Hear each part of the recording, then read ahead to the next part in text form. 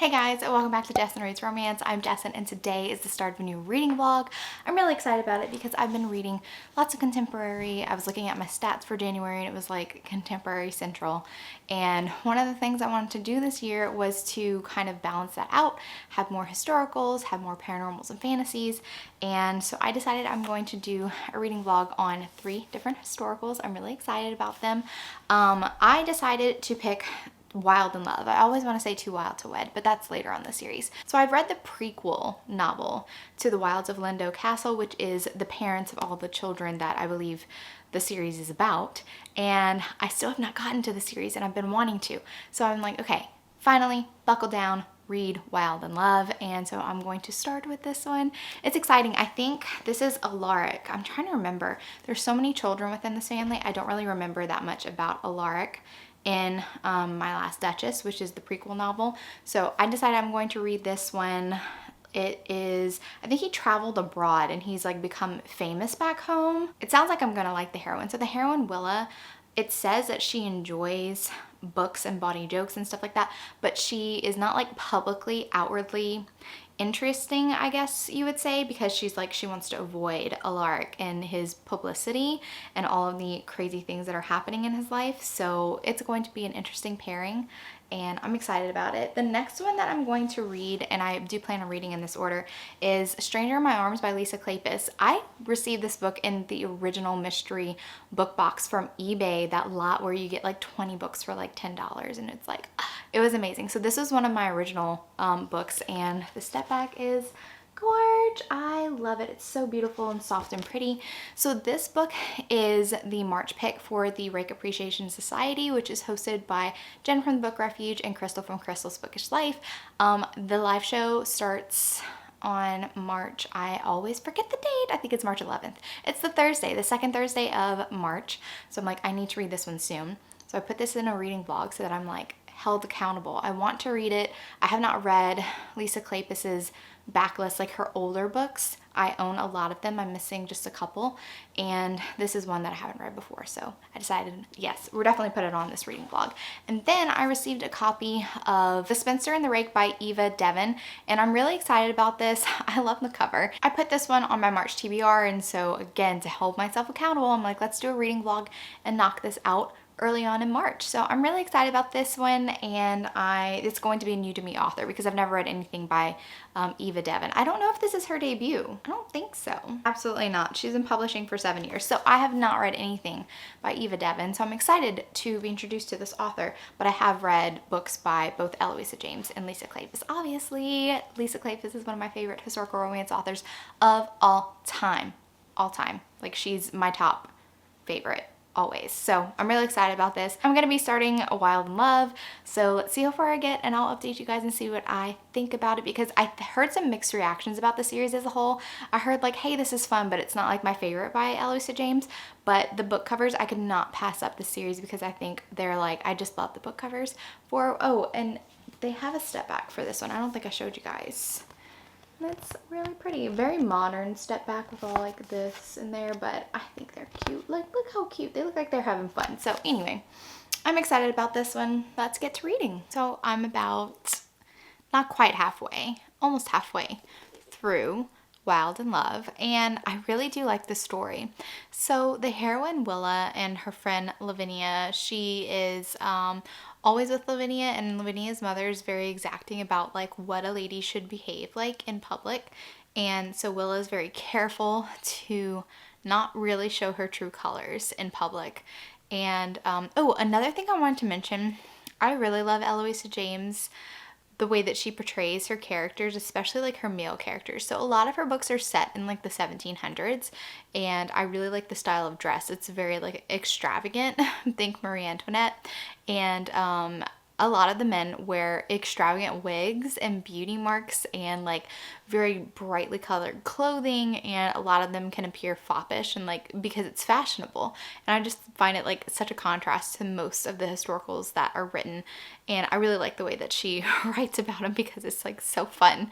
But so Alaric is a traveler, He's one of the spare sons. There's so many of them. So as one of the spare sons, he is free to do whatever he felt like doing, and he decided to travel the world, and he wrote kind of like travel diaries and published them. Well, somebody back in London decided to make plays about them and exaggerated about his experiences. And so now it's like one of the most popular plays called like Lord Wilde. He comes to London and he finds out that his reputation is like crazy, out of control, and completely untrue. Everyone thinks that he's done these wild things, and he's like, no, that's not true. And so he's like kind of struggling against the attention. There's this big house party that his family's throwing for him, and so that's where he meets the heroine Willa. And Willa says like she enjoys bawdy jokes. She likes to do stuff that possibly are unladylike, but she never lets anybody like know. And so Willa catches Alaric's eye, but she's fighting against it because his life is pretty public, especially since his newfound fame from the exaggerated play. And she's uninterested. She's a very private person, and she's uninterested in that type of spotlight. And so she does fight her attraction pretty hard. But he's set on courting her. And one of the things that I really liked, his brother North is actually engaged to this woman, Diana. And when they're Alaric's describing first laying eyes on his brother's fiance, and he sees how like crazily she's dressed, and like North is crazily dressed too, and all like the foppish fineries, and he was like, you never dressed like a dandy before I left. What is going on? And we find out later, which I found so interesting, that North immediately fell in love with Diana, kind of like love at first sight. And Diana, we find out from like Willa and Lavinia, Diana's really uninterested in becoming the Duchess, and she's not quite happy about the match. And Lady Diana doesn't even really know North, and so she's not ecstatic about the match, but North has no idea about it. But North is dressing up because he thinks that Lady Diana is fashionable, but it's really her parents that are making her dress like that. Like, she hates it, and so that's a bit of miscommunication. And so I'm wondering if their romance is going to be resolved in this book, or do they have a love story since he's a brother and like this series is about all the siblings. And at one point, Alaric realizes, well, he is told by a lady who's really trying to get in his bed. When he rebuffs her, she's like, oh, you want Willa, Lady Finch. She's never going to want to be with you because she's a very private person.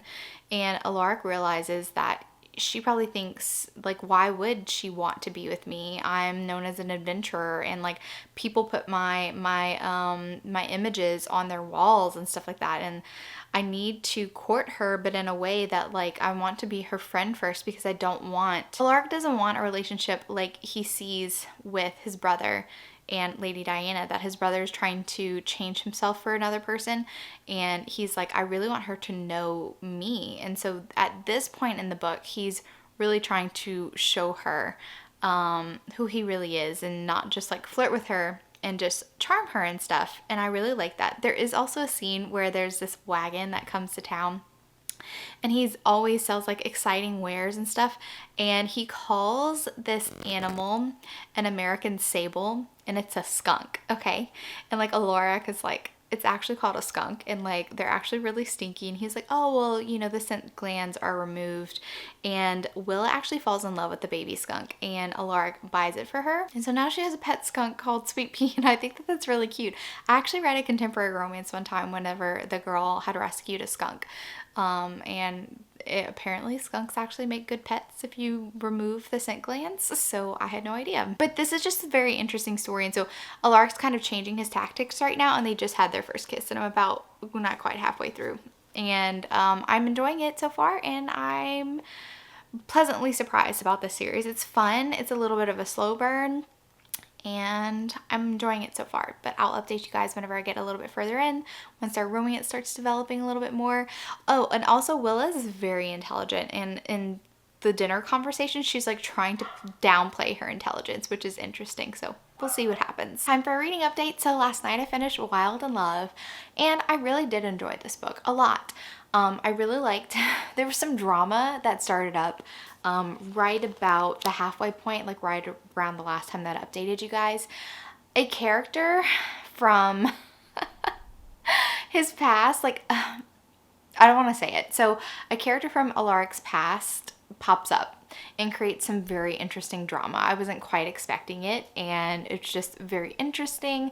We find out who has been writing the plays, the ones that he loathes, that has exaggerated his travels and things that he's encountered. And of course, the central conflict still remains that Willa is very resistant to all of Aloric's charms because she just doesn't see him as the type of man that she should settle down with. She doesn't want notoriety. She doesn't want somebody who's adventurous. She's like, well, why would I fall for a man who loves to travel? He doesn't want to even stay here, and he takes risks. And since my family's death, like, I definitely don't want to marry a risk taker. And so he has his work cut out for him to convince her that these are the things that I have loved doing, but I also want to settle down. I have an estate, and it's just very interesting. Also, so the Lindo Castle is kind of a renowned because they're right on like the edge of a very peaty bog.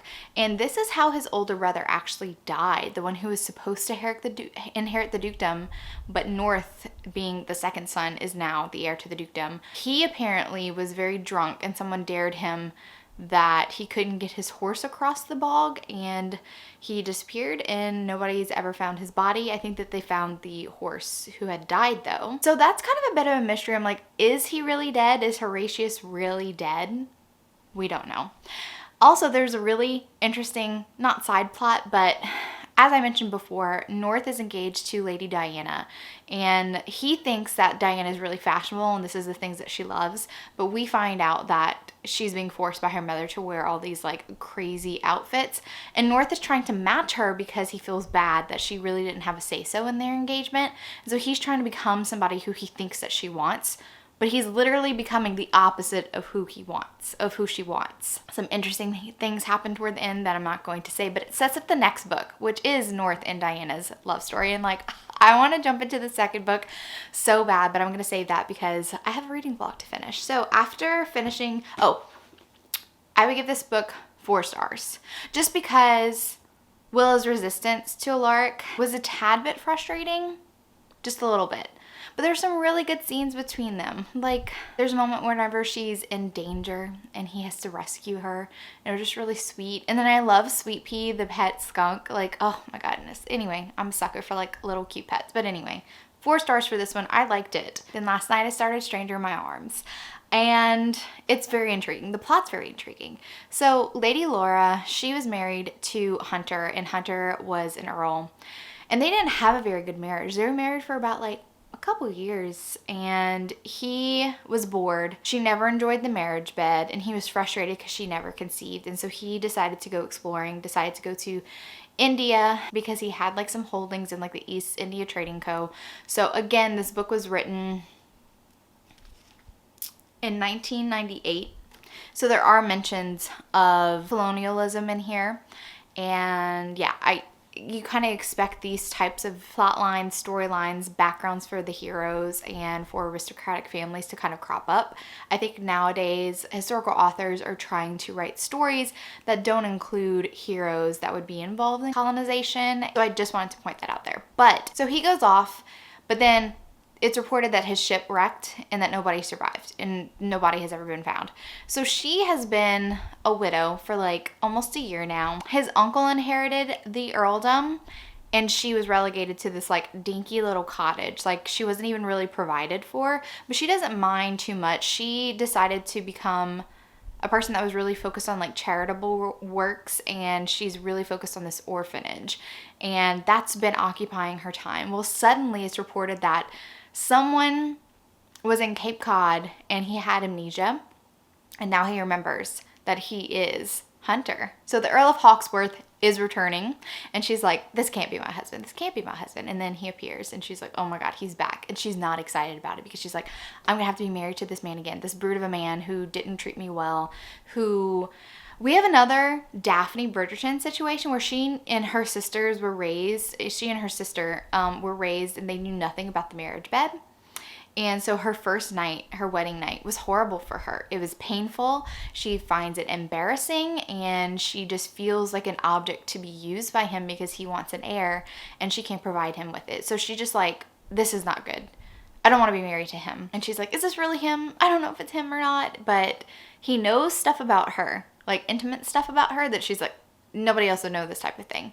So anyway, I'm excited to delve into the story. How is he going to convince her to give him another shot? Because he's like, I regret the way that I treated you before. I've changed. I've gone through some things and I want to do right by you. And I'm going to convince you for us to start over and have a happy life together. So I'm so here for this romance so much, and this is really exciting. So I'll keep you guys updated once I get more into the story and see if it's just going to be like the whole conflict is going to be Hunter trying to convince Laura to give him another shot, and that he's changed and he's had a change of heart and he just realized some things that he treated her horribly. So I'm here for the grovel. I'm here to see what he has up his sleeve. Hey guys, update on Stranger in My Arms. Sorry, my hair, I feel like my hair is a little crazy. I just went walk Ollie and it's really windy today. But anyway, I didn't realize that I was supposed to be questioning whether or not the person who's claiming to be her husband, Hunter, is really actually the Earl. I hadn't realized that. I was just like taking it at face value, like, oh, you thought he was dead, he had amnesia, he's back now. But apparently I'm supposed to be questioning this because she's made a couple comments, but she's sort of looking for reasons to say that this isn't her husband because she just doesn't want to be in a marriage with him. She's nervous because, like I said before, she didn't have a comfortable relationship with her husband. She did not enjoy being a married woman and the pressures that came with that, being Hunter's wife. So there's some little things, and the first real hint that I got was that he was extremely tanned when he first came back to London, and so of course he looked a little bit different. His hair was a little bit lighter from the sun, but now that he's not been in the sun as much anymore, he's losing all that tan, becoming the, you know, paler color that she was used to. But she's noticing a couple marketed differences that she hadn't really paid attention to before. So it's like, oh wait, hold on, so is this not him? What is this? Is this a doppelganger that the real Hunter stumbled upon? Is this like a long lost brother? Because there was another instance as well. Like, it's I don't know how to explain it because I don't know if this is supposed to be an imposter or very convincing imposter, or if they're just little things that, you know, you call into question because, especially with her. But now we're at the ball, and there is this scene where Laura, she's trying everything in her power to dissuade him from pursuing her romantically anymore. She's like, just go back to your mistress.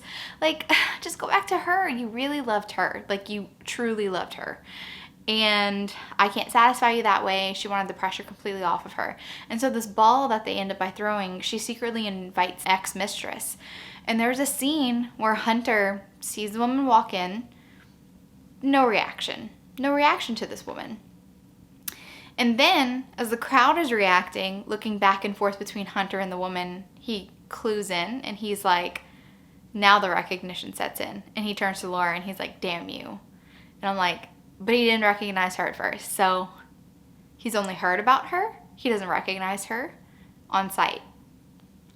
Is this not Hunter? Who is he? Who is he? Okay, this is extremely compelling. Yeah, all right, all right.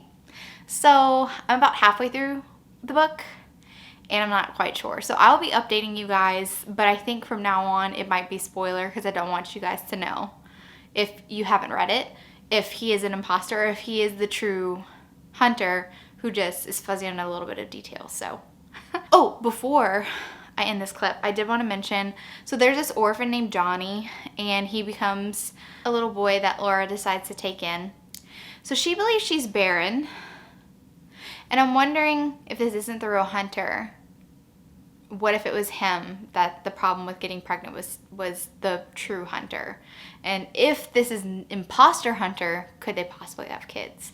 But I still like the fact that she took in Johnny because he is so freaking adorable. I love him so much. And I like whenever my historical characters adopt people. And Johnny was the son of like a thief who was hanged.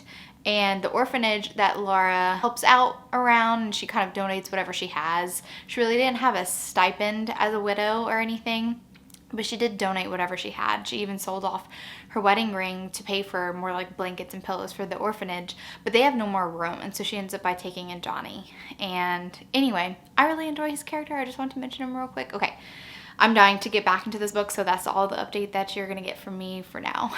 back to Stranger in My Arms. I really like this book, and I'm going to talk around spoilers, so I'm not going to tell you anything spoilery. I really did enjoy this book almost all the way through, except for how Laura, the heroine, reacted to like the conflict. She did some things where I'm just kind of like, why, Laura, why? Come on. She just reacted in a way that I have mentioned when reading other books, not just historical, that I'm just kind of like, it was a little too dramatic, and I wish it would have been a little bit more understated, this reaction to the conflict, whatever. But we do get to meet his mom, who is the Dowager Countess, and she says something to Laura that I was just kind of like, yes, girl, yeah, tell her to calm herself down and like think about what you're doing type of thing. And I was just like really excited that the Dowager Countess basically told Laura, like, you weren't thinking, were you?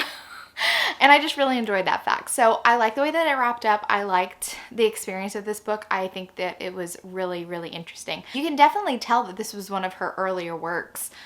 It just doesn't feel exactly the same as her more recent books, like she's published in the Ravenels, which is fine because authors, you know, progress and their writing styles change and grow and whatever. And so yeah, it definitely felt like I was reading a historical romance, but maybe not a Lisa Kleypas historical romance. It was interesting, and I still really liked it. So 4.5 stars. I did deduct half a star for the way that Laura reacted. This son is like ridiculous, but I did deduct half a star because I'm just like, this is something that I don't like in other books. I'm not just going to like let it slide.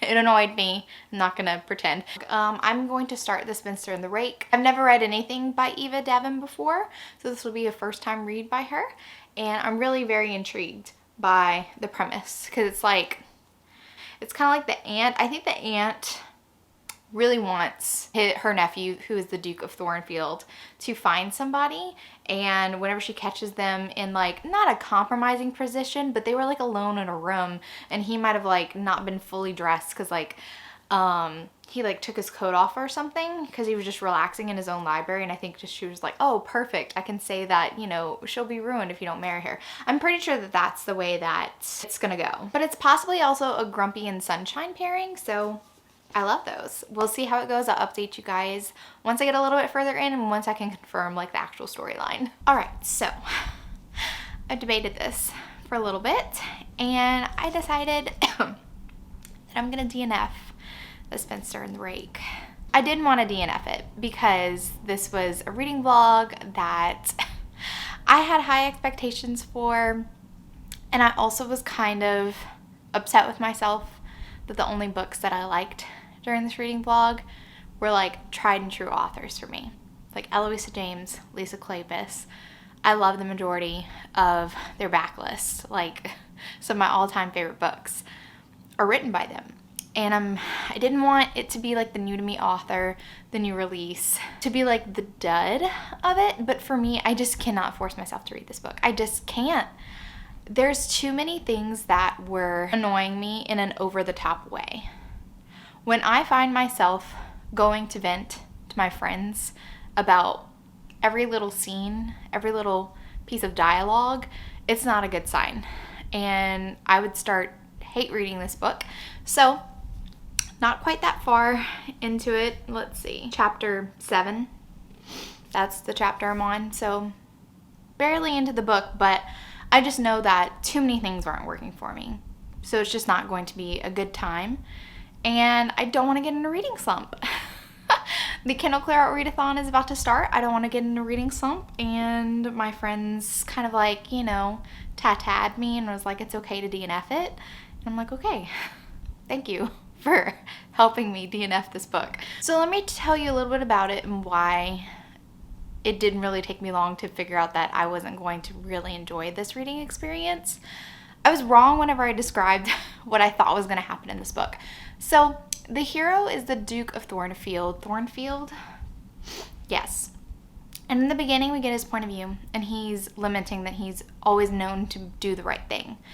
He's on a hunting party and he sees one of the women who is on the hunt with the whole group of people, because there's like a house party going on. she's like spooning in her saddle, and he's also on his horse. So he like dives to catch her and like to try to break her fall, and he doesn't really, and they both end up like covered in mud, dirty, disgusting. And he discovers very quickly, feigned that spoon. She was just trying to create a romantic situation between herself and the Duke to say like, oh, you rescued me. And she's like clinging to him like a little octopus. And he's like, no, ugh, these girls are always after me just because I'm the Duke. And I can't stand it. I can't stand all these societal niceties that I'm expected to do, but I'm always supposed to do the right thing. And so he decides to go back to the house. He's over it. And he has this library, and he talks about how there's this chair in his library, and it's like perfect, and he can turn it into the corner and like shut out all kind of noise in the background. And one of the things that I'm sad to not be discovering is I'm not sure if he has some sort of sensory issue, like auditory sensory issue. I'm not sure if the author's intention is for the Duke to be a character that could be on the autism spectrum. I don't know. I'm never going to find out. So if you've read this book and you know, then you can confirm in the comments. Wow, that sun just really disappeared. It's probably going to get extremely bright in a second. But when he gets to the library, again, he has just returned from the hunt.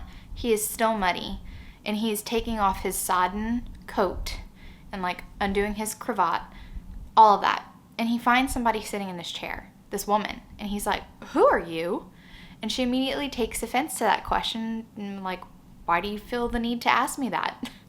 He's like, he doesn't say it out loud, but he's like, because I'm the Duke. This is my private library. What? This is my spot. You're in my chair. And so he immediately tells her, get out of my chair. And she's like, well, do you own the chair? And he's like, yes, actually, I do. And so this is the heroine. And her comeback is, you can't possibly own this chair. Like, you look horrible. Your clothes are all dirty, and you expect me to believe that you're like the owner. Like, you're not a servant. It's kind of a strange thing to immediately assume. And there's a dog, and she's petting his dog, and like the dog responds to his commands, and she even observes like, well, I do believe that this is your dog. And I'm like, so do you think that servants' dogs just are allowed to run around willy-nilly in the Duke's private office? I'm so confused as you're like, well, this is definitely your dog, but you don't own this chair. This is not your library. And I'm just like, I don't understand this way of thinking. And then it gets exponentially worse, in my opinion, because his response is, well, if you don't leave, then I'm gonna kiss you. I'm like, what is going on? I'm so confused. And she's like, okay. And I'm just like, I don't even know who these characters are. All I know is that this Duke feels very put upon. Girls are chasing him, and he's sodden and wet. And all of a sudden he's just like, hey, this girl kind of looks kind of hot. I'm gonna kiss her. Okay.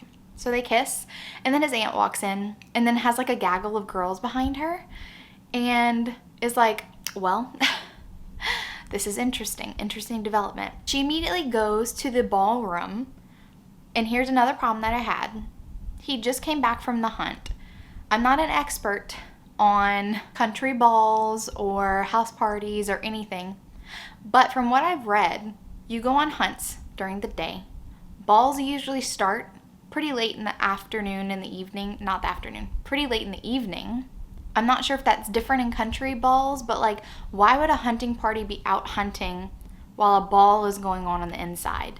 Because the reason why she was in the library was to escape the ball, because she doesn't like to be around society. She's like a spinster who, her character traits that we do find out whenever we're in her head, as she's describing this kiss is the most passionate thing ever. And I'm just like, I have no feelings toward these characters. Who are you even? Why do I care that you're kissing? I don't. So she immediately goes to the ballroom to find her parents, and she's like, Mom, I think I might have been ruined. Like, we need to leave before something disastrous happens. So the ball's going on while a hunting party is out hunting, and it just does not, the timeline doesn't make sense, because he literally just came back from the hunt, has not changed, and he's still in his grody hunting muddy wear.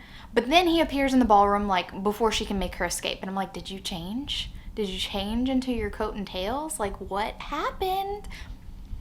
Yes, this is what happens when I'm like, I'm not enjoying the writing style. I don't enjoy the way that the author writes.